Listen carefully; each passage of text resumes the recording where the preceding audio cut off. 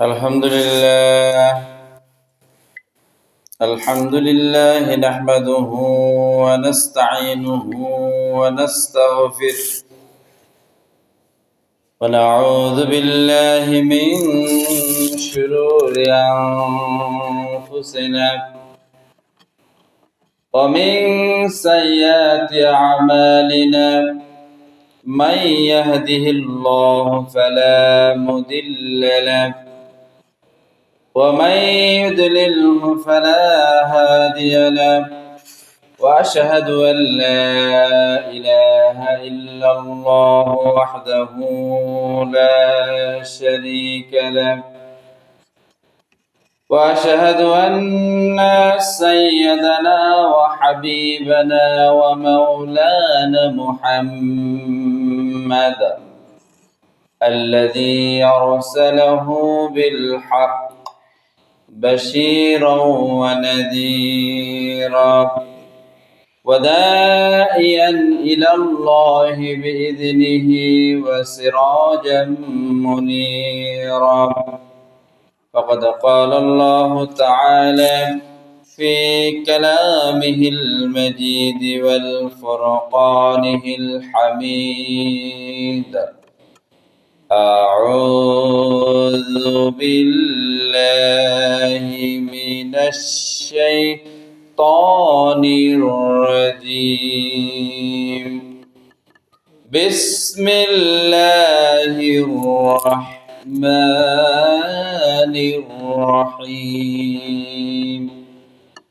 إن الله وملائكته يصلون على النبي يا أيها الذين آمنوا صلوا عليه وسلموا تسليما اللهم صل على محمد وعلى آل محمد كما صليت وسلمت وباركت على إبراهيم وعلى آل إبراهيم إنك حميد مجيد جزا الله عنا محمد صلى الله عليه وسلم معه وما أهله আলহামদুলিল্লাহ আজকের এই জুমার দিনে আল্লাহ রাব্বুল আলামিন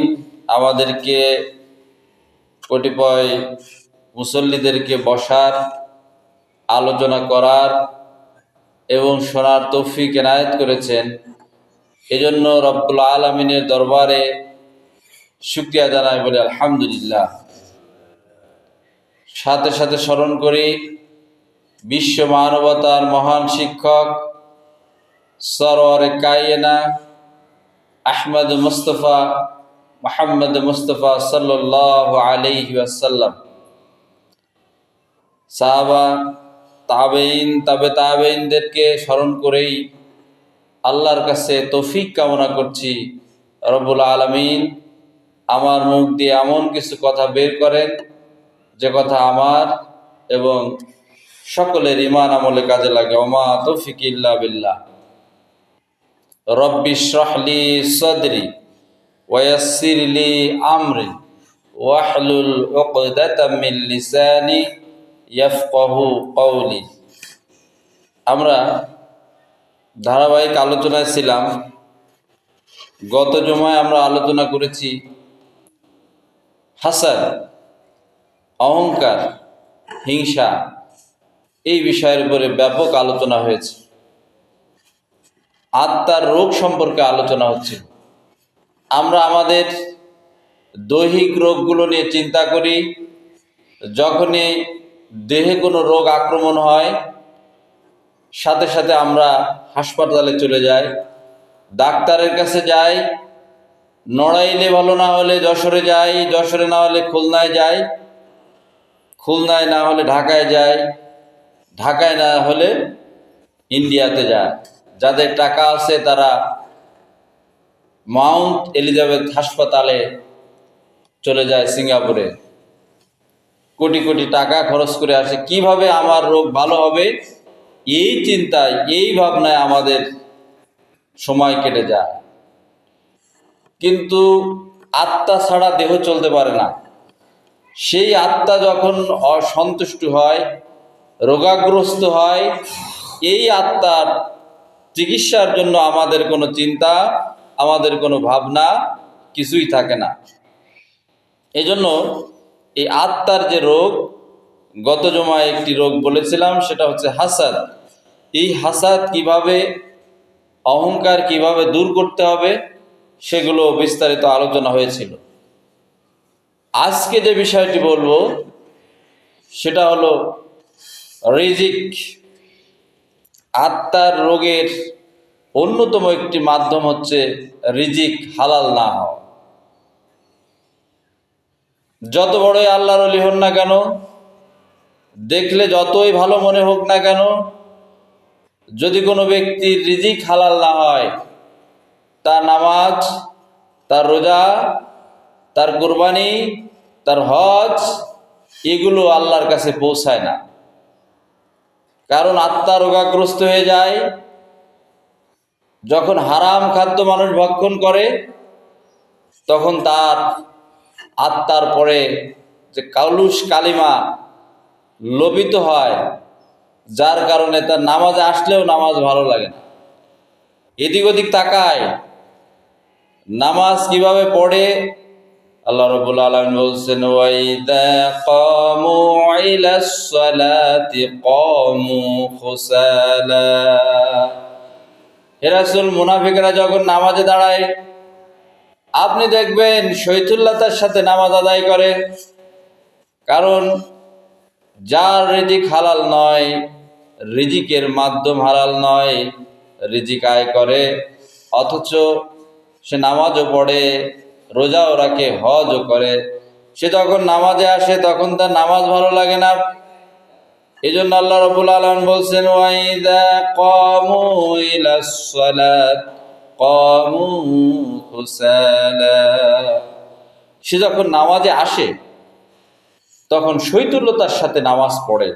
তার মানে রিজিক এমন একটা জিনিস যেটা হালাল না হলে আপনার আত্মা রোগগ্রস্ত হবে, ভালো লাগবে না আত্মায়, আল্লাহকে ভালো লাগবে না, রাসূলের কথা ভালো লাগবে না, কোরআন ভালো লাগবে না, হাদিস ভালো লাগবে না, ভালো লাগবে খারাপ কাজগুলো, শয়তানি কাজগুলো, ফায়সা কাজগুলো আপনার আমার ভালো লাগবে। এজন্য আত্মার পরিশুদ্ধ অর্জন করতে গেলে দ্বিতীয় যে মাধ্যমটি লাগবে সেটা হচ্ছে হালাল রুজি। এই রিজিক সম্পর্কে আল্লাহ রাব্বুল আলামিন কোরআনে কারিমে বিভিন্ন জায়গায় বিভিন্ন কথা বলেছেন। আমরা আল্লাহ রাব্বুল আলামিন বলেছেন, ওয়াইযা কুদিয়াতিস সালাতু ফান্তাশিরু ফিল আরদি ওয়াবতাগু মিন ফাদলিল্লাহ। যখন তোমাদের নামাজ শেষ হয়ে যাবে তখন তোমরা বেরিয়ে পড়বে, ওয়াবতাগু মিন ফাদলিল্লাহ, আল্লাহর ফজল তালাশ করার জন্য, রিজিক অন্বেষণ করার জন্য তোমরা বের হয়ে পড়বে। আল্লাহ অর্ডার করেছেন নামাজের পরে হালাল রিজিক অন্বেষণের জন্য বেরিয়ে পড়তে হবে। কিন্তু আমরা আজ সমাজের দিকে তাকালে দেখা যায় প্রতারণার মাধ্যমে রিজিক অন্বেষণ করি, দেখা যায় সুদের মাধ্যমে রিজিক অন্বেষণ করি, দেখা যায় ঘুষের মাধ্যমে রিজিক অন্বেষণ করি, দেখা যায় মাদক দ্রব্য বিক্রির মাধ্যমে রিজিক অন্বেষণ করি। আর এই সমস্ত রিজিক খেয়ে আমি যখন মসজিদে আসব তখন আমার কোরআন তেলাওয়াত ভালো লাগবে না। আমরা বারংবার বলি, হুজুর এতবার দোয়া করি আল্লাহ কেন কবুল করে না? হুজুর আফগানিস্তানে যুদ্ধ হলো, ফিলিস্তিনে যুদ্ধ হলো, মায়ানমারের মুসলমানদের মেরে মেরে তাড়িয়ে দিল, মসজিদে মসজিদে দোয়া করলাম, আল্লাহ আল্লাহ রাব্বুল আলামিন তুমি কাফের মুশরিকদের ধ্বংস করে দাও। কিন্তু দেখলাম না কাফের মুশরিক ধ্বংস হলো, বরং দেখলাম মুসলমানদের ক্ষয়ক্ষতি হলো। এত মানুষ পৃথিবীতে দোয়া করলো। আমার মনে হয় যে কোনো সমস্যায় যত মানুষ দোয়া করে, আল্লাহ যদি একজনের দোয়াও কবুল করতেন তাহলে মুসলমানরা বিজয়ী হতো। কিন্তু আমরা দোয়া করি অথচ দোয়া কবুল হয় না। আপনার আমার আত্মা যদি পরিশুদ্ধ না হয়, রেকটিফাইড আত্মা না হয়, যতই দোয়া করি না কেন আল্লাহর কাছে সেই দোয়া পৌঁছায় না। এই জন্য আল্লাহ রাব্বুল আলামিন বলছেন, কুলু মিন তাইয়্যিবাতিন মা রাযাকাকুমুল্লাহ, খাও দাও তাইয়্যিবাতিন, উত্তম খাবার খাও, মা রাযাকাকুমুল্লাহ, আল্লাহ যে রিজিক তোমাকে দিয়েছেন এই উত্তম রিজিক তোমরা ভক্ষণ করো, হালাল খাবার খাও, খবরদার হারাম খাবারের দিকে যেও না। অথচ সকালে ঘুম থেকে ওঠা থেকে শুরু করে ঘুমানোর আগ পর্যন্ত পরিবার চালানোর জন্য আমরা যে ধরনের কষ্ট করে থাকি, যারা চাকরিজীবী আছেন, চাকরির স্যালারি টাকা ইনটেক রেখে বিভিন্ন অফিসে যেই পরিমাণে ঘুষের লেনদেন হয়, তারা চিন্তাও করে না এই ঘুষ খেলে আমার আত্মা কলুষ কালিমা যুক্ত হয়ে যাবে, কৃষ্ণ গহ্বরের মতো কালো হয়ে যাবে। ঘুষ খেলে আমার আত্মা পুড়ে যাবে, মরে যাবে, রোগাগ্রস্ত হবে, নামাজ ভালো লাগবে না, রোজা ভালো লাগবে না, সত্য কথা বলতে ভালো লাগবে না, আল্লাহর পথে মানুষদেরকে ডাকতে ভালো লাগবে না, নিজেও সৎ আমল করতে ভালো লাগবে না। আল্লাহ রাব্বুল আলামিনের আদেশ হচ্ছে, উদউ ইলা সাবিলি রাব্বিকা বিল হিকমাতি ওয়াল মাউইযাতিল হাসানা ওয়াজাদিলহুম বিল্লাতি হিয়া আহসান, ডাকো তুমি তোমার প্রভুর দিকে উত্তম হিকমত কৌশল দ্বারা। যখন সবাই আল্লাহর পথে মানুষদেরকে ডাকে, কোরআনের পথে মানুষদেরকে ডাকে, তখন অন্তরে ভালো লাগে না। যখনই ডিজে সঙ্গীত শোনা যায় তখন অন্তর একটা সাড়া দেয়, ভালো লাগে, অন্তর আত্মা পরিতৃপ্ত হয়ে ওঠে।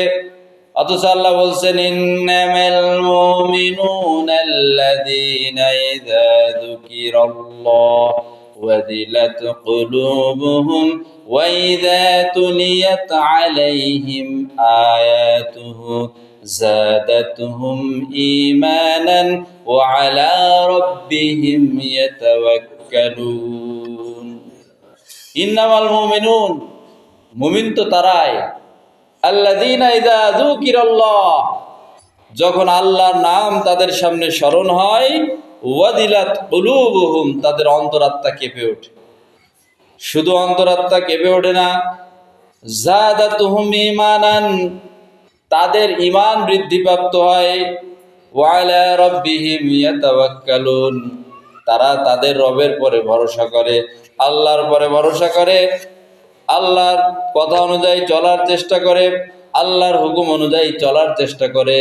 কিন্তু অপর পক্ষে দেখা যায় যারা তাদের রিজিক সঠিক নয়, সুদ ভিত্তিক সমাজ দিয়ে সুদ খেয়ে যারা নামাজ পড়তে আসে, তাদের নামাজ ভালো লাগে না, ওই আল্লাহর ওই কথা মতো ওয়াইদা ক্বামু ইলাস সালাত ক্বামু খুসালা, অফিস থেকে ঘুষ খেয়ে এসে নামাজে দাঁড়ায় এরা, বড় বড় দাড়ি টুপি পাঞ্জাবি পরে অফিসে চাকরি করে, বিভিন্ন অফিসে, যে অফিসে হোক না কেন, হোক সেটা আদালত, হোক সেটা ডিসি অফিস, হোক সেটা এসপি অফিস, হোক সেটা এজি অফিস, বাংলাদেশের যত সরকারি অফিস আছে, এই সরকারি অফিসগুলোতে প্রত্যেকটা অফিসে কম বেশি মসজিদ আছে, নামাজের জায়গা আছে, এরা আবার নামাজও পড়ে, আবার ঘুষও খায়।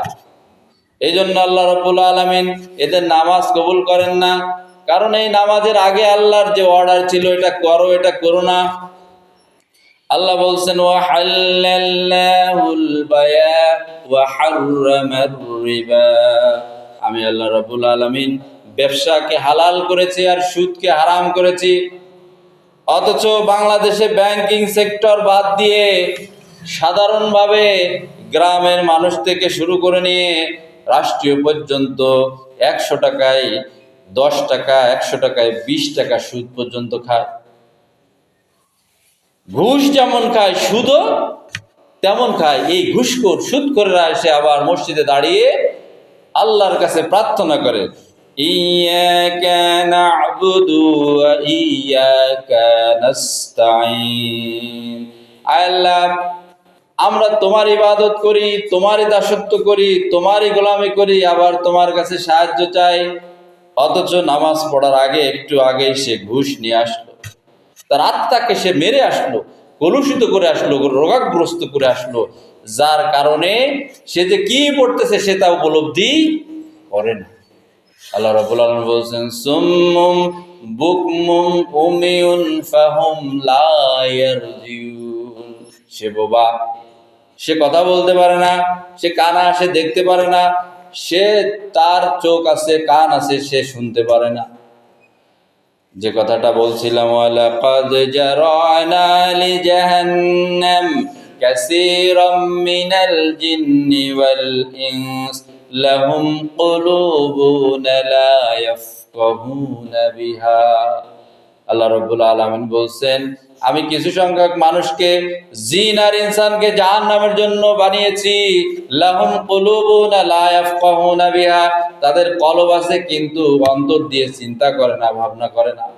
রোগাগ্রস্ত অন্তর, এটা দিয়ে আল্লাহর কথা চিন্তা করে না, রাসূলের কথা চিন্তা করে না, চিন্তা করে কিভাবে টাকা ইনকাম করা যায়, কোন উপায়ে পরকে ফাঁকি দেওয়া যায়, পরস্য সম্পদ হরণ করা যায়, কিভাবে জাল দলিল তৈরি করে পরের সম্পদ ভক্ষণ করা যায়, কিভাবে আদালতের চেয়ারে বসে ঘুষ নেওয়া যায়, কিভাবে ডিসি অফিসের চেয়ারে বসে মসজিদের টাকাও কমিশন খাওয়া যায়, কিভাবে জেলা পরিষদের চেয়ারে বসে মসজিদ মাদ্রাসার টাকাও 1 লক্ষ টাকায় 10,000 টাকা ঘুষ খাওয়া যায়। 3 লক্ষ টাকা যদি মসজিদের নামে পাস হয় তাহলে দেখা যায় 30,000 টাকায় ঘুষ, মসজিদের টাকা। অথচ ঘুষ চালু হচ্ছে, মসজিদের টাকা থেকেও 30,000 টাকা এই ঘুষ করে খেতে দ্বিধাবোধ করে না। কি ঈমান এদের! মরতে হবে, যেখানে কবরস্থ করা হবে, কবরস্থানের নামে 3 লক্ষ টাকা পাস হয়েছে, সেখান থেকেও 30,000 টাকা এই সমস্ত ঘুষখোররা খেতে দ্বিধাবোধ করে না। This is Bangladesh. কই আছেন? আপনার আত্মা কেন মরবে না, কেন রোগাগ্রস্ত হবে না? আর ওই আত্মা নিয়ে আপনি যখন নামাজে দাঁড়াবেন তখন আল্লাহকে আপনার ভালো লাগবে না, নামাজকে ভালো লাগবে না, কোরআনকে ভালো লাগবে না। যদি ইমাম সাহেব একটু দেরি করে তখন সাথে সাথে মনে মনে আত্তাহিয়াতু যখন পড়ে তখন বলে, ইমাম এত দেরি করে কেন? দেখবেন অনেক মুসল্লি আছে যারা একটু ইমাম সাহেবের দেরি হলেই কাশি দেওয়া শুরু করে, হুজুর এত দেরি করেন কেন? মানে তার গাত্রদাহ, অন্তর জ্বালা এই পরিমাণ বেড়ে যায়, যেখানে আল্লাহ বলছেন, ইন্নামাল মুমিনুনাল্লাযীনা ইযা যুকিরাল্লাহু ওয়াজিলাত কুলুবুহুম ওয়া ইযা তুলিয়াত আলাইহিম আয়াতুহু যাদাতুহুম ঈমানান ওয়া আলা রাব্বিহিম ইয়াতাওয়াক্কালুন। মুমিন তারাই যাদের কোরআনের তেলাওয়াত যখন তারা শোনে, আল্লাহর আদেশ যখন শোনে, যাদাতুহুম ঈমানান, তাদের অন্তরের ঈমান বৃদ্ধি পায়। শুধু ঈমান বৃদ্ধি পায় না, ওয়া আলা রাব্বিহিম ইয়াতাওয়াক্কালুন, আল্লাহর পরে এরা তাওয়াক্কুল করে, ভরসা করে। জজকোর্ট মসজিদের ইমাম সাহেবের বলা দরকার ছিল, প্রকাশ্যে যে শোনেন যারা ঘুষখোর, জজকোর্টে যারা ঘুষ খান তারা নামাজে আসবেন না। ডিসি অফিসের ইমামদের বলা দরকার ছিল, ডিসি অফিসের চেয়ারে বসে যারা ঘুষ খান তারা নামাজে আসবেন না। কারণ আপনি যদি আপনার আত্মাকে রোগাগ্রস্ত করেন, নামাজ আপনার কবুল হবে না। ঘুষ খেয়ে যে আত্মাকে রোগাগ্রস্ত করেছেন, আপনার দেহ রোগাগ্রস্ত হলে আপনি যেমন সর্বোচ্চ মাউন্ট এলিজাবেথ হাসপাতালে সিঙ্গাপুরে চলে যান, কোটি কোটি টাকা ব্যয় করেন, আর আপনার আত্মা রোগাগ্রস্ত হয়েছে, এই রোগাগ্রস্ত যতক্ষণ পর্যন্ত ভালো না হবে ততক্ষণ নামাজে আসবেন না। অথচ দেখা যায় প্রতিটা সরকারি অফিসে মসজিদ থাকা সত্ত্বেও ঘুষের কোনো আলোচনা শোনা যায় না। ঘুষ হারাম, ঘুষ নেওয়া যাবে না। মেম্বার থেকে, ডিসি অফিসের মেম্বার থেকে, অথবা জজ কোর্টের মেম্বার থেকে, অথবা থানা মসজিদের মেম্বার থেকে, অথবা এসপি অফিসের মেম্বার থেকে, অথবা পানি উন্নয়ন বোর্ডের মেম্বার থেকে, অথবা ফায়ার সার্ভিস মসজিদের মেম্বার থেকে, যত সরকারি দপ্তর আছে, এই দপ্তরগুলোর ইমাম সাহেবরা কখনো বলে না, যারা তোমরা অফিসিয়ালি ঘুষখোর তারা নামাজে এসো না, আগে তোমার আত্মা রেকটিফাই করে এসো, বলে না। যখন এই কথা বলবে, পরের দিন ইমাম সাহেবের আর চাকরি থাকবে না। যখনই সুদের বিষয়, ঘুষের বিষয় আলোচনা করবে, পরের দিন ইমাম সাহেবকে বলবে, হুজুর আপনার আর কালকে থেকে আশা লাগবে। এটাই হচ্ছে আমাদের বাংলাদেশ। অথচ আপনার আত্মা যে মরে যাচ্ছে, রোগাগ্রস্ত হয়ে হয়ে শেষ হয়ে যাচ্ছে, আপনার এদিকে কোনো খেয়াল নেই। রিজিক হালাল না হলে আপনার কোনো ইবাদত কবুল হবে না। আত্মা রোগাগ্রস্ত হওয়ার যে প্রধান মাধ্যম গত জুমায় আলোচনা করেছি, এক হচ্ছে অহংকার করা যাবে না, হাসাদ। আর আজকে যেটা আলোচনা করছি, রিজিক হালাল হতো। রিজিক যদি হালাল না হয়, আপনার কোনো ইবাদতে মন বসবে না, ভালো লাগবে না, কারণ আপনার অন্তরই মরে গেছে। এজন্য রিজিক সম্পর্কে আল্লাহ রাব্বুল আলামিন বলছেন, আমরা মনে করি আমরা যদি ঘুষ না খাই এত বড় সংসার কিভাবে চলবে, আমরা যদি সুদ না খাই আমার পরিবারকে আমি কিভাবে পরিচালনা করব। এজন্য আল্লাহ রাব্বুল আলামিন বলছেন, ওয়া মা মিন দাব্বাতিন ফিল আরদি ইল্লা আলাল্লাহি রিজকুহা ওয়া মা মিন দাব্বাতিন ফিল আরদ, পৃথিবীতে বিচারণশীল এমন কোনো প্রাণী নেই, ইল্লা আলাল্লাহি রিজকুহা, যার রিজিকের ফয়সালা আমি আল্লাহর হাতে না। আমি ফয়সালা করি না, আমি বন্টন করি না, আমি সকলকে রিজিক দান করি। নাহনু নারযুকুকুম, আমি তোমাদেরকে রিজিক দেই। তাহলে রিজিক, আপনি যে চাকরিটা করেন, যেই বেতন পান, এই বেতন দিয়ে চলার চেষ্টা করেন, হালালভাবে চলার চেষ্টা করেন। আল্লাহ রাব্বুল আলামিন যেহেতু বলেছেন রিজিকের মালিক তিনি, বরকত দিবেনও তিনি। দেখবেন একজন ইমাম সাহেব বর্তমান যুগে 5 থেকে 7 হাজার টাকা বেতন পায়, সর্বোচ্চ 10 হাজার টাকা বেতন পায়। আল্লাহর রহমতে তাদের পরিবারগুলো কষ্ট হলেও চলে যায়, তাদের খুব বড় বেশি রোগ হয় না, সিঙ্গাপুর হাসপাতালে যাওয়া লাগে না, ভেলোর হাসপাতালে যাওয়া লাগে না, বহির্বিশ্বের অন্য কোথাও বড় রোগ নিয়ে যাওয়া লাগে না। অথচ এই ঘুষখোর আল্লাহ রাব্বুল আলামিন এদেরকে কিছুটা ছাড় দেন এবং এমন একটি আসার দেন, এমন একটি রোগ দেন যে রোগের ট্রিটমেন্ট বাংলাদেশে হয় না। বছরের পর বছর আইসিইউর মধ্যে থাকা লাগে।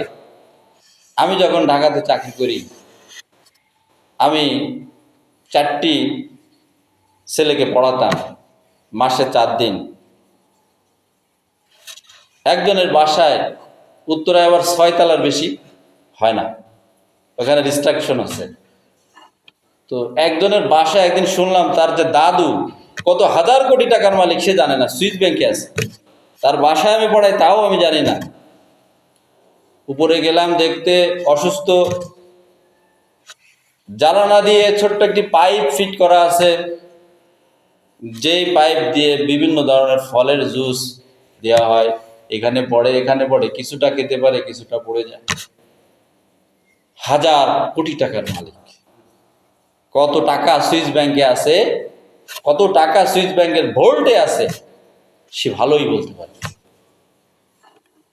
টাকার পিছনে দৌড়াও, অথচ আল্লাহ রাব্বুল আলামিন বলছেন, সাবিকু ইলা মাগফিরাতিম মির রাব্বিক, দৌড় দাও ইলা দিকে, মাগফিরাতিম মির রাব্বিক, আল্লাহর মাগফিরাতের দিকে দৌড়াও।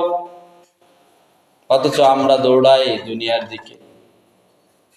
দুনিয়া কো মজা লো ভাই, দুনিয়া তোমারি। আমাদের ধারণা এমন, আমরা দুনিয়ার দিকে দৌড়াই, নিজেদের পিছনে দৌড়াই। অথচ আল্লাহ বলছেন, সাবিকু, দৌড় দাও ইলা মাগফিরাত, মাগফিরাতের দিকে দৌড় দাও।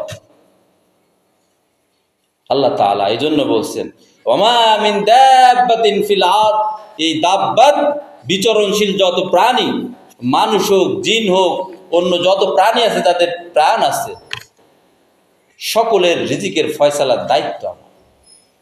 নাহনু নারযুকুকুম, আমি আল্লাহ তোমাদেরকে রিজিক দান করি, রিজিকের পিছনে তোমাদের দৌড়াইতে হবে না।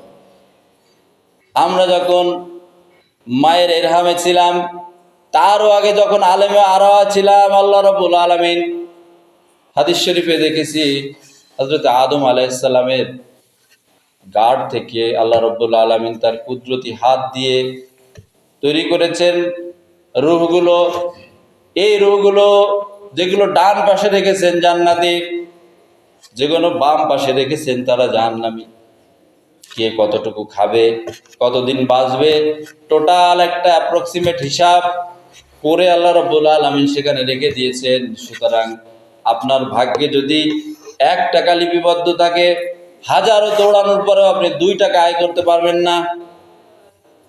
আর আপনার ভাগ্যে যদি 5 টাকা লেখা থাকে, আপনি অল্প চেষ্টা করেও সে 5 টাকা পেয়ে যেতে পারেন।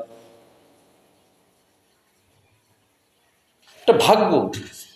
কিসের পিছনে আমরা দৌড়াই? আমাদের দৌড়ানো উচিত আল্লাহর দিকে। আল্লাহ রাব্বুল আলামিন আমাদেরকে তৈরি করেছেন, রিজিকের ফয়সালা তার হাতে। কেন আমরা রিজিকের জন্য সুদ খাবো? কেন ঘুষ খাবো? কি কারণে আমার আত্মাকে আমি কলুষিত করব, মারাত করব, রোগাগ্রস্ত করব, ডিজিজ ক্রিয়েট কেন আমি করব? অথচ আল্লাহ রাব্বুল আলামিন আমাকে যেভাবে থাকতে বলেছেন, আল্লাহ রাব্বুল আলামিন বলেছেন, ফাইদা উদিয়াতিস সালাতু ফান্তাশিরু ফিল আরদ ওয়াবতাগু মিন ফাদলিল্লাহ। নামাজ যখন শেষ হয়ে যাবে, তোমার কাজ হচ্ছে ওয়াবতাগু, বের হয়ে পড়ো, তালাশ করো, মিন ফাদলিল্লাহ, আল্লাহর যে ফজল নিয়ামত, এই যে রিজিক, এটা তালাশ করো। আমাকে বৈধভাবে তালাশ করতে হবে। জজ কোর্টে যান, 100 টাকা থেকে শুরু করে 1000 টাকা পর্যন্ত ঘুষের লেনদেন ইনভিজিবল ভাবে চলে। ভিজিবল কিছু আছে, ইনভিজিবলও আছে। ডিসি অফিসে যান, 100 টাকা থেকে শুরু করে হাজার হাজার টাকা সুদের লেনদেন চলে। ওসি কার্যালয়, থানায় যান, লক্ষ লক্ষ টাকা ইনভিজিবলি ট্রানজেকশন হচ্ছে। প্রত্যেকটা অফিস, সরকারি অফিসের কর্মকর্তারা যারা এর মধ্যে ভালো আছে, তারা ওখানে টিকতে পারে না। যে ব্যক্তি ঘুষ না খায়, ঘুষখোররা সবাই তার বিরুদ্ধে বদনাম দিয়ে বিভিন্নভাবে তাকে আউটস্টেট করে দেয়, কারণ তাদের অবস্থা আকল ঘটে। এই ভালো লোকটা থাকলে তারা ঘুষ খেতে পারে না। অথচ এই ঘুষখোরদের সন্তান এর একটাও মানুষ হয় না। আমার জানা মতে এই ঘুষখোরদের, আমি অনেক ঘুষখোরদের জানি যাদের সন্তানগুলো ইয়াবাখোর, মাদক সেবী, যারা মানুষ হতে পারে নাই। একটা ছেলে সে ম্যাজিস্ট্রেট হয়েছে, ম্যাজিস্ট্রেট হওয়ার পরেও প্রতিনিয়ত সে, আমাদের ভাষায় আমরা ছাত্র জীবনে বলতাম ফান্টু, যেটাকে বলে ফেন্সিটি, এটা এখনো পর্যন্ত স্টিল নাও শেখা। একজন বিচারক সে যদি এরকম করে, অন্য চেয়ারে বসে যারা আছে তারা যদি এরকম হয়, সেই দেশ কি করে ভালো হতে পারে? আর এই সমস্ত মানুষগুলো যদি জুম্মার দিনে এসে বলে, হুজুর একটু দোয়া করেন, ফিলিস্তিনের মুসলমানরা মার খেয়ে শেষ হয়ে গেল, আসেন সবাই মিলে দোয়া করি। হুজুর যদি 1000 বছর হায়াত পায় আর যদি দোয়া করে এই সমস্ত ঘুষখোরদের নিয়ে, সুদখোরদের নিয়ে, রব্বানা আতিনা ফিদ দুনিয়া হাসানাতাও ওয়া ফিল আখিরাতি হাসানাতাও ওয়া কিনা আযাবান্নার। হুজুর যদি দোয়া করে আল্লাহুম্মা উনসুর মুসলিমিনা ফিল প্যালেস্টাইন, হুজুর যদি দোয়া করে আল্লাহুম্মা উনসুর মুসলিমিনা ফিল মায়ানমার, এই দোয়া আকাশ পর্যন্ত পৌঁছাবে না। এই দোয়া আরশে আযীম পর্যন্ত কখনোই পৌঁছাবে না। সুতরাং আমাদের আত্মাকে রেকটিফাই করতে হবে, পরিশুদ্ধ করতে হবে। পরিশুদ্ধ করতে গেলে প্রথম যে গুণাবলী হাসাদ, অহংকার, এই অহংকারকে দূরীভূত করতে হবে। আমি একজন ক্ষুদ্র মানুষ, যত বড় উপর স্তরে যায় না কেন, আমি মানুষ। আমার যদি এখন রোগাগ্রস্ত হই, বেশি কিছুর দরকার নাই, ডিসেন্ট্রি যদি শুরু হয়ে যায়, আরও যদি আমাশা ব্লাড ডিসেন্ট্রি যদি শুরু হয়ে যায়, অথবা আমার যদি জ্বর 107 ডিগ্রির উপরে শুরু হয়ে যায়, আমি তো শেষ। কিসের অহংকার আমার? অহংকার তো আল্লাহর চাদর। অহংকার করতে পারেন শুধুমাত্র আল্লাহ, অন্য কেউ করতে পারে না। ঠিক তদ্রূপ আমার রিজিকটা হালাল হতে হবে। আল্লাহ তাআলা নির্দেশনা দিয়েছেন রিজিক হালাল করো আর অন্তর রেকটিফাই করো। যদি রেকটিফাই না হয় তাহলে ফেরেশতা মালাকুল মউত সেটা ডাকবে না, ইয়া আইয়াতুহান নাফসুল মুতমাইন্না ইরজি ইলা রাব্বিকি রাদিয়াতাম মারদিয়া ফাদখুলি ফি ইবাদি ওয়াদখুলি জান্নাতি। হে ভালো আত্মা, হে রেকটিফাইড আত্মা, ইরজি বের হয়ে আসো, ইলা রাব্বিকি রাদিয়াতাম মারদিয়া, তোমার সেই রবের দিকে, ফাদখুলি যে রবের ইবাদতে তুমি দাখিল ছিলে, ওয়াদখুলি জান্নাতি আজকে তুমি জান্নাতে প্রবেশ করো। শুধুমাত্র রেকটিফাইড আত্মা হতে। অন্তর যদি রোগাগ্রস্ত হয় আপনার কোনো আমল কাজে আসবে। এই জন্য অন্তরকে পিউরিফাই করার জন্য রিজিক হালাল হতে হবে। আর এই রিজিকের দায়িত্ব কার? আল্লাহ।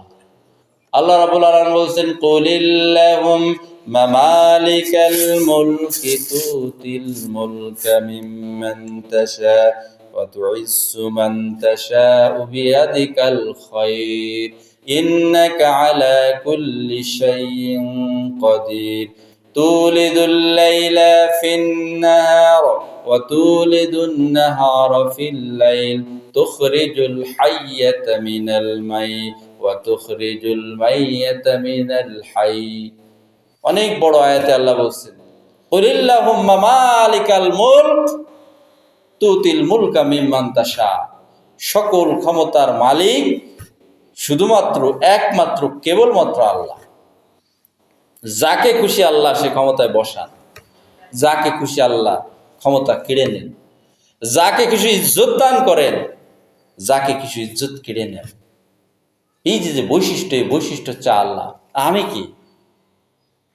আমার ক্যারেক্টার কি? আমি হচ্ছে দাস, গোলাম, সার্ভেন্ট, চাকর।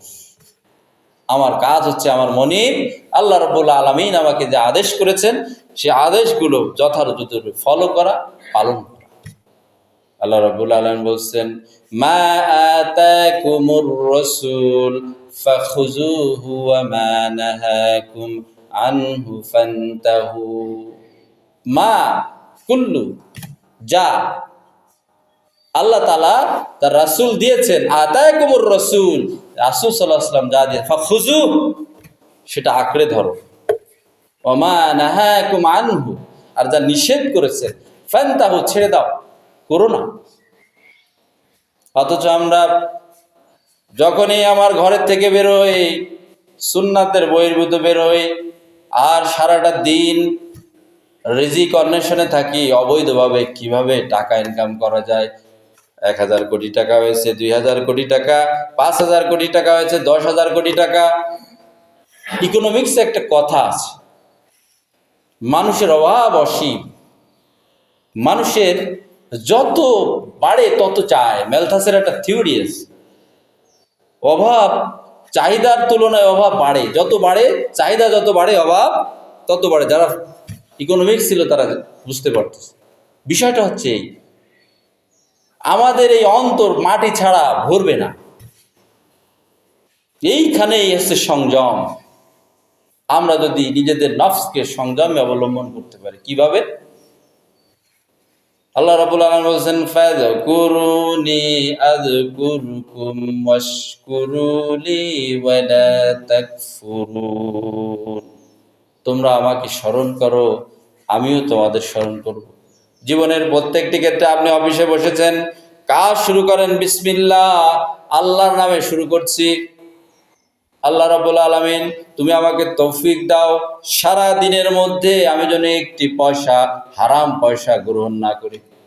কারণ কেউ না দেখুক, তুমি তো দেখতেছো।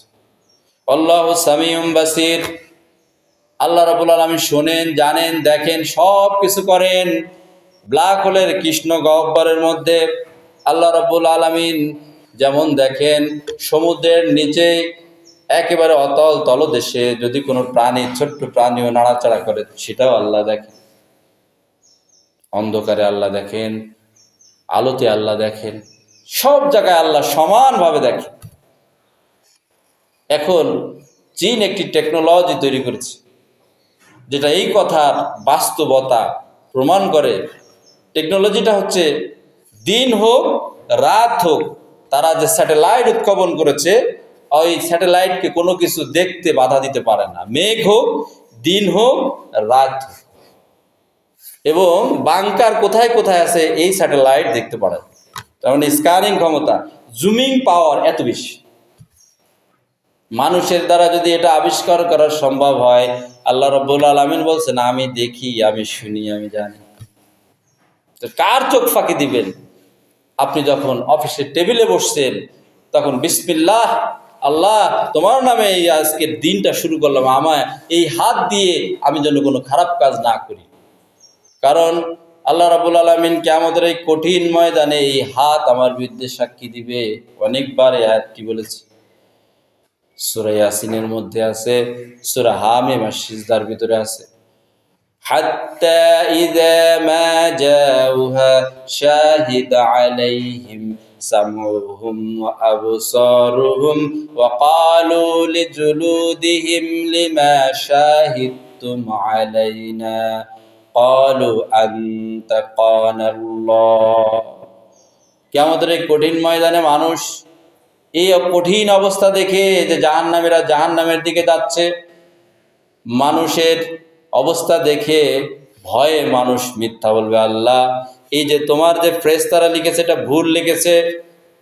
কিরামান কাতিবিনা ইয়ালামুনা মা তাফআলুন, সম্মানিত যে দুইজন ফেরেশতা আল্লাহ, এরা ভুল লিখেছে, আমি এটা করি না। আল্লাহ রাব্বুল আলামিন বলবেন, হে মুখ বন্ধ হয়ে যা। সাথে সাথে মা জাউহা শাহিদ আলাইহিম সামউহুম ওয়া আবসারুহুম ওয়া ক্বালু লিজুলুদিহিম লিমা শাহিদতুম আলাইনা, তার কর্ণকুহর, তার হাত পা, তার চামড়া, সব কিছু সাক্ষী। এরপরে তার মুখকে আল্লাহ খুলে দিবেন। সে কথাও কোরআনে কারিমের মধ্যে আল্লাহ বলছেন, ক্বালু লিজুলুদিহিম লিমা শাহিদতুম আলাইনা, হায় হায়, দুনিয়াতে তো এই হাত তোদের রুষ্টপুষ্টতার জন্য এই হাতে আমি ঘুষ নিয়েছি, এই হাত দ্বারাই আমি সুদের ট্রানজাকশন করেছি, এই হাত দ্বারাই আমি ঘুষ নিয়েছি, এই হাত দ্বারাই আমি খারাপ কাজ করেছি। লিমা শাহিদতুম আলাইনা, তোদের জন্যই তো আমি এগুলো করেছি। আজকে কেন লিমা শাহিদতুম আলাইনা সাক্ষ্য দিলে?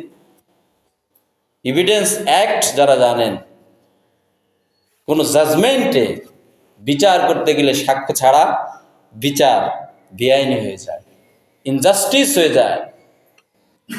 এই জন্য আল্লাহ রাব্বুল আলামিন বলছেন, আলাইসাল্লাহু বিআহকামিল হাকিমিন, আল্লাহ কি উত্তম বিচারকের বিচারক নয়? উত্তম জাস্টিসের জাস্টিস নয়? তার জাস্টিস হবে সাক্ষ্য প্রমাণ ভিত্তিক।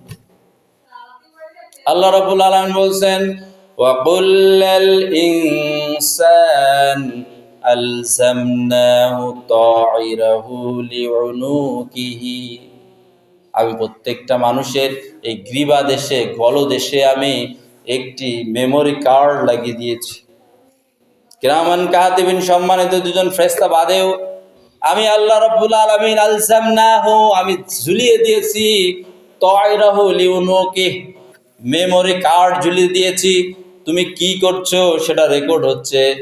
এই যে নির্বাচনের আগে বডি অন ক্যামেরা দেখেছেন, নিশ্চয়ই দেখেছেন না?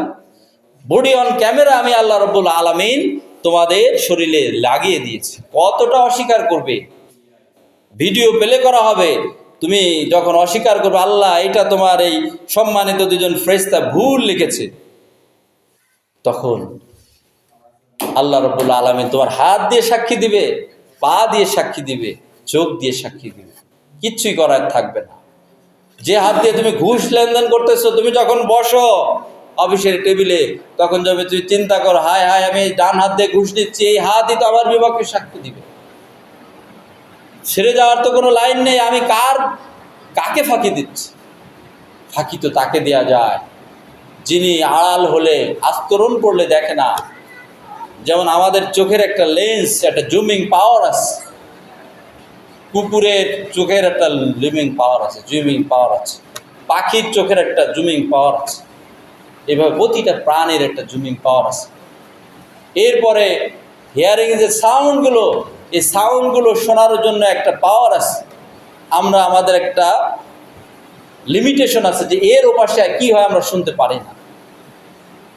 যেমন প্রজাপতি, সেদিন একটা জার্নালে দেখছিলাম, যত দূরেই থাকুক না কেন, সেটা 200 কিলোমিটার 500 কিলোমিটার দূরেও যদি পুরুষ প্রজাপতি থাকে, যদি একটা নারী প্রজাপতিকে আপনি ধরেন, এদের sound capacity, waving signal capacity এত বেশি, মুহূর্তে ফিউ মোমেন্ট, মানে একটি পলকের 1000 ভাগের 1 ভাগ সময়ে তারা সিগন্যাল পাঠাতে পারে। আমরা যেমন ডাকি, এ ভাই এদিকে আয়, বিপদে পড়ছি, ডাকি না? প্রজাপতি, তার আল্লাহ তাআলা এমন একটা ক্যাপাসিটি দিয়েছেন তার পুরুষ প্রজাপতির কাছে। আবার যদি পুরুষ প্রজাপতি কখন বিপদে পড়ে, মহিলা প্রজাপতির কাছে সংকেত পাঠায়। দেখবেন, ধরে রাখবেন 2-3 মিনিটের মধ্যে চারপাশে আর একটা প্রজাপতি চলে আসছে। বিশ্বাস না হয় দেখি, বৈজ্ঞানিকভাবে সায়েন্টিফিক্যালি এটা প্রুভ। অর্থাৎ প্রতিটা জিনিসের একটা লিমিটেশন আছে। কিন্তু আমার রব আল্লাহ এমন আল্লাহ, যিনি খালেক, তিনি মাখলুক নন। যিনি সৃষ্টিকর্তা, তিনি সৃষ্টি হন নাই, তিনি স্বয়ংভূ, নিজে থেকে নিজেই তৈরি হয়েছেন, তার কোনো সৃষ্টিকর্তা নাই। আল্লাহ রাব্বুল আলামিন, তিনি আমাদের রব। তিনি জানেন কোন জিনিসে ভালো, কোন জিনিসে মন্দ।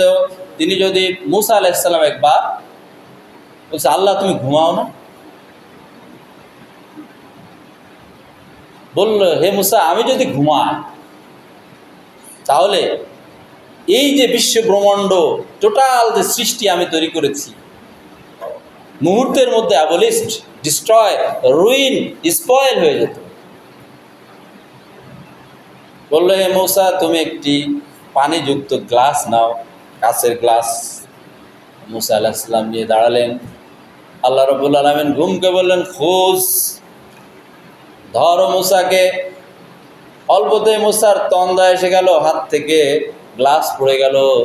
আল্লাহ ডাক দিয়ে বললেন, হে মুসা, সামান্য একটি পানির গ্লাস তুমি ঘুমের কারণে তোমার হাত থেকে পড়ে গেছে, তুমি আমার হুকুম পালন করতে পারো নাই। আর আমি হচ্ছি রাজাধিরাজ, রাজার রাজা, মহারাজা আল্লাহ রাব্বুল আলামিন। বিশ্ব ব্রহ্মাণ্ড সহ যা কিছু আছে, সামাই ওয়াল আরদ, আকাশ এবং জমিনে যা কিছু আছে, সব কিছুর স্রষ্টা আমি। আমি যদি ঘুমাই তাহলে কি অবস্থা হবে? তাহলে চিন্তা করুন। এজন্য আমরা এমন আল্লাহ ইবাদত, দাসত্ব করি, হুকুম পালন করি। তিনি মাটির যত তলদেশে যান না কেন যেমন দেখতে পান, পানির তলদেশে যান না কেন যেমন দেখতে পান, মহাকাশে, মিল্কি ওয়েতে, গ্যালাক্সিতে, ব্ল্যাক হোলে, যত দূরেই যান না কেন আল্লাহ তাআলা দেখতে পান। আর এখন সায়েন্স এত সুন্দর প্রমাণ করেছে যে কোনো পিকচার, কোনো কথা, এটা নষ্ট হয়। আল্লাহ যে বললেন যে অকুল্লাল ইনসান আল জান্নাহু তায়রাহু, আমি প্রত্যেকটি মানুষকে তার গলায় মেমোরি কার্ড লাগিয়ে দিয়েছি। এই কথাটার প্রমাণ এখন বিজ্ঞান করেছে। চাঁদ থেকে, পৃথিবী থেকে চাঁদ দেখতে সময় লাগে কতটুকু? 9 মিনিট। যদি চাঁদ ডুবে যায়, চাঁদ পৃথিবীর অন্য প্রান্তে চলে যায়, বা সূর্যের ছায়া বা চাঁদের ছায়া পৃথিবীর ছায়া সূর্যের পরে পড়ে, তো তাকে না দেখতে, ইনভিজিবল দেখতে 9 মিনিট সময় লাগে। অথচ সে কিন্তু ইতিমধ্যেই ইনভিজিবল হয়ে গেছে, হাইড হয়ে গেছে। কিন্তু পৃথিবীর থেকে ওটা এখনও 9 মিনিট দেখা যাবে। ঠিক তদ্রূপ যত দূরেই যান না কেন, মিল্কি ওয়েতে, গ্যালাক্সিতে যত দূরেই যান না কেন, আপনার যে কথাটা আপনি এখন বলতেছেন, এই কথাটা ইথারের ওয়েবের মাধ্যমে ঘুরে বেড়াচ্ছে। এই যে আমরা যে কথা বলছি, এটাও ভিডিও হচ্ছে। যেহেতু আল্লাহ বলছেন বডি অন ক্যামেরাস, এই কথাগুলো ভিডিও হচ্ছে। আমরা যেখানে যাই বলি না কেন, পানির তলে দিয়ে বলি, উপরে বলি, যেখানেই বলি না কেন, আধারে বলি আর আলোতে বলি, নাইট ভিশন ক্যামেরাও আমাদের সেট করা আছে। এই কথাগুলো, এই পিকচারগুলো সব ইথারে ভেসে বেড়াচ্ছে, যার কারণেই আজকে ইন্টারনেট ক্যাবেল মাধ্যমে আমরা কিন্তু দেখতে পাই। বিজ্ঞানীরা দেখেছে রাসূল সাল্লাল্লাহু আলাইহি সাল্লামের যুগের কথাও ধরা যাবে। এমন একটি টেলিস্কোপ তারা আবিষ্কার করেছে, ট্রায়ালে চলতেছে। সেদিন জার্নালে দেখলাম যে সেই টেলিস্কোপ দিয়ে পৃথিবীতে সংকেত পাঠাতে যে সময় লাগবে, তো 1400 বছর কেন 14,000 বছর আগের যে পিকচারগুলো, মানুষের জীবন চরিত্রগুলো দেখা যাবে, কারণ এটা নষ্ট হয়। পৃথিবী থেকে চাঁদ দেখতে ওটা অস্তমিত হয়ে গেছে, কিন্তু 9 মিনিট পর্যন্ত দেখা যাচ্ছে। কথাটা বুঝেন, খুব গভীর একটা সায়েন্টিফিক কথা। এই জন্য আমরা যদি চিন্তা করি ঘুষ দিব কিন্তু কেউ দেখবে না, এটা ভুল। এটা রেকর্ড করা হচ্ছে আর এটা তোমার ইথারে থেকে যাচ্ছে। এই ইথারগুলো যখন তোমার ক্যামেরা আকারে দেখানো হবে, যখন তোমার ডিসপ্লেতে দেখানো হবে, তখন তুমি বলবে মালি হাযাল কিতাব লা ইউগাদিরু সাগীরাতান ওয়ালা কাবীরাতান ইল্লা আহসাহা। হায় হায়, এ কেমন বই, ছোট্ট একটি কথাও বাদ যায় না, গুনাহ বাদ যায় না, বড় কাবিরাও বাদ যায় না। এ কেমন বই, কেমন রেকর্ড!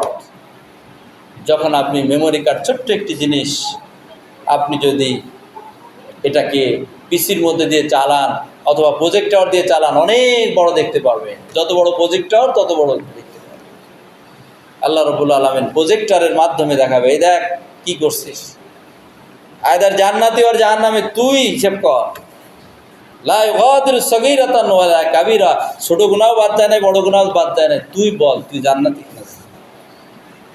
এই জন্য যারা অফিসের টেবিলে বসে ঘুষ খায়, তাদের অন্তরে রোগ তৈরি হয়ে যায়। তখন নামাজ পড়লেও ভালো লাগে না, ভালো কথা বলতেও ভালো লাগে না। তারা নামাজে আসে আল্লাহ তাআলা সেই কথা মতো, ওয়াইদা কামু ইলাস সালাতি কামু ফুসালা। নামাজে আসে, নামাজের মধ্যে শৈথুল্যতা বশত শৈথুল্য করে, এখানে চুলকায় ওখানে চুলকায়, ভালো লাগে না কোনো কিছু। একটু হুজুর যদি আলোচনায় বেশি করে, এখনো করে কেন, যদি আত্তাহিয়াতুর সময় যদি একটু বেশি লেট করে, হুজুরকে সংকেত দেয়। এই সমস্ত অন্তরের রোগাগ্রস্ত সুদখোররা, ঘুষখোররা এই কাজ করে। এজন্য খেয়াল রাখতে হবে, আমাদের এই অন্তর আত্মাকে যদি রেকটিফাইড করতে হয়, পরিশুদ্ধ করতে হয়, কিচ্ছুর দরকার নাই, মাথা কোটার দরকার নাই, ইল্লাল্লাহ ইল্লাল্লাহ জিকির দরকার নাই, আল্লাহ আল্লাহ দরকার নাই, আস্তাগফিরুল্লাহ দরকার নাই। আল্লাহ করেছি আর করব না, ওইখানে গিয়েছিলাম আর যাব না। আপনি যদি না যান আপনার সব গুনাহ। আল্লাহ রাব্বুল আলামিন বলছেন, বাদদালনাহুম জুলুদান গায়র আলিয়াযুকুল আযাব মা কুনতুম তাকনিজুন। বাদদালনাহুম জুলুদান, আল্লাহ রাব্বুল আলামিন এই চামড়াগুলো পুড়ায় ফেলবে, আবার বদল হবে চামড়া। বলা হবে আলিয়াযুকুল আযাব, আস্বাদন কর এই আযাব, মা কুনতুম তাকনিজুন, পৃথিবীতে যা উপার্জন করেছিলে আস্বাদন কর। এজন্যই আমাদেরকে এই আত্মার রোগের সম্পর্কে সচেতন হতে হবে। আল্লাহ করেছি আর বলব। দ্বিতীয় কথা হচ্ছে, আল্লাহ তাআলা বলেছেন ওয়াসজুদ ওয়াক্তারি, হে আমার বান্দা সেজদা দাও আর আমার সান্নিধ্যে আসো। আল্লাহকে পেতে গেলে সবচেয়ে বড় মাধ্যম হচ্ছে সেজদা দিতে হবে, রাতের অন্ধকারে নিভৃতে, কাউকে দেখায় দেখায় নয়। একা একই নামাজ পড়বে না, আপনার অন্তর রোগাগ্রস্ত, অন্তর আরও রোগাগ্রস্ত হবে। আল্লাহ তাআলা বলছেন না, আল্লাযীনা হুম আন সালাতিহিম সাহুন আল্লাযীনা হুম ইউরাউন ওয়া ইয়ামনাউনাল মাউন।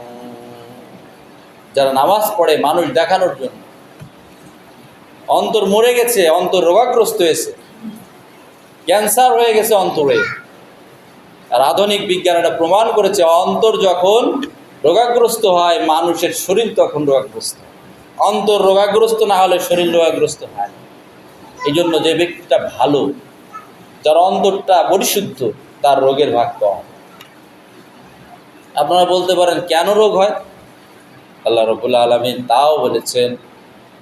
আল্লাহ রাব্বুল আলামিন বলছেন, ওয়ালানাবলুওয়ান্নাকুম বিশাইইম মিনাল খাউফি ওয়াল জু' ওয়া নাকসিম মিনাল আমওয়াল ওয়াল আনফুসি ওয়াত থামারাত ওয়া বাশশিরিস সাবিরিন আল্লাযীনা ইযা আসাবাতহুম মুসিবা ক্বালু ইন্না লিল্লাহি ওয়া ইন্না ইলাইহি রাজিউন। আমি আল্লাহ কখনো কখনো মুমিনদেরকে পরীক্ষা করি, তার জান, মাল, ফসল, বিভিন্ন জিনিসের ক্ষতিগ্রস্তার মাধ্যমে। কেন করি? পরীক্ষা করি এই জন্য, কে আমাকে ভালোবাসে। অবশ্যই সাবিরিন, যারা সবর করে, ধৈর্য ধরে। আল্লাযীনা ইযা আসাবাতহুম মুসিবা, যখন মুসিবত আসে তারা বলে ক্বালু, তারা বলে ইন্না লিল্লাহ, নিশ্চিত আমরা আল্লাহর জন্য, ওয়া ইন্না ইলাইহি রাজিউন, তার সান্নিধ্যে পেয়ে যাব। কারণ পরীক্ষা ছাড়া কি এসএসসি পাস করা যায়? জেএসসি পাস করা যায়, এইচএসসি করা যায়, অনার্স মাস্টার্স করা যায়, এমফিল পিএইচডি করা যায়? পরীক্ষা দিতে হবে। যে যত বেশি পরীক্ষা দিবে তার মান আল্লাহ তাআলার কাছে তত বেশি। এই জন্য আসুন আমরা হাসাদ, অহংকার পরিত্যাগ করি। 2 নম্বর, হালাল রুজি অন্বেষণ করি। হারাম পথে রুজি আয় করে কোনো লাভ নাই। কারণ আপনার হিসাব আপনাকেই দিতে হবে, আপনার সন্তান দিবে না। আপনার যাদের জন্য এত কষ্ট করেন, কিয়ামতের এই কঠিন ময়দানে মানুষ দৌড়ায় চলে যাবে তার মায়ের কাছে, মা আমার তো নেকি কম পড়েছে, তোমার থেকে একটি নেকি দাও। মা অস্বীকার করবে, আমার জীবনে বিয়ে হয় নাই, আমার কোনো ছেলে সন্তান নাই। কার জন্য আপনি অবৈধ পন্থা ইনকাম করেন বলেন তো? পিতার কাছে যাবে, পিতা বলবে আমার কোনো ছেলে সন্তান নাই। স্ত্রীর কাছে যাবে, স্ত্রী বলবে আমার কখনো বিয়ে হয় নাই। ভাইয়ের কাছে যাবে, বলবে ভাই আমার কোনো ভাই ছিল না। এমন একটি কঠিন ময়দান, জাহান্নামের কেউ কারো কোনো উপকারে আসবে না। তাহলে কার জন্য আমি ঘুষ খাবো? কার জন্য জজ কোর্টের টেবিলে বসে, ডিসি অফিসের টেবিলে বসে, অথবা এসপি অফিসের টেবিলে বসে, অথবা থানার টেবিলে বসে কার জন্য ঘুষ খাবো? আল্লাহ তাআলা আমাকে যে চাকরি দিয়েছেন, যে স্কেলে বেতন দিয়েছেন, একটা মানুষের এই সমাজে চলার, একটা পরিবার নিয়ে চলা সম্ভব। তাহলে কেন আমার বাড়তি ইনকাম করতে? কার জন্য? আসুন এই বুঝটা নিই যে আমাদের অন্তরকে মেরে না ফেলে অন্তরকে রেকটিফাই করি, যাতে করে আমরা জান্নাতে যেতে পারি, আল্লাহ এবং তার রাসূলের সন্তুষ্টি অর্জন করতে পারি, এবং অন্তর জীবিত করে রেকটিফাই করে আমরা যেন নামাজ আদায় করতে পারি, রোজা রাখতে পারি। তাহলেই কেবল মজা লাগবে। আল্লাহ তাআলা আমাদের সকলকে তৌফিক দান করুক, আমরা যেন কোরআন এবং সুন্নাহ অনুযায়ী নিজেদের আত্মাকে পরিশুদ্ধর মাধ্যমে ইবাদতে মগ্ন হতে পারি। অন্যথায় ইবাদত করে দোয়া করে কোনো লাভ নেই, কোনো লাভ। আল্লাহ আমরা মাফ করো, মাফ করো, কোনো লাভ নেই। আল্লাহ প্যালেস্টাইনের মুসলমানরা মার খায়, তাদেরকে তুমি সাহায্য করো, কোনো লাভ নাই, সাহায্য আসবে না। আগে রেকটিফাই হতে হবে।